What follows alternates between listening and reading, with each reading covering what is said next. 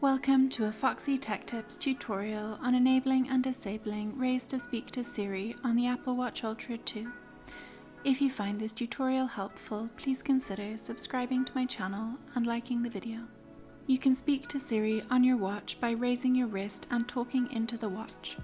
This can get annoying if you keep activating Siri by mistake every time you raise your wrist. Follow the steps to enable or disable this option. Tap the digital crown to open the app menu.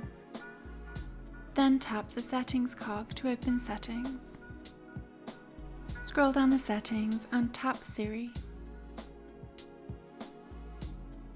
Now tap the toggle to the right of Raise to Speak to turn the setting on or off.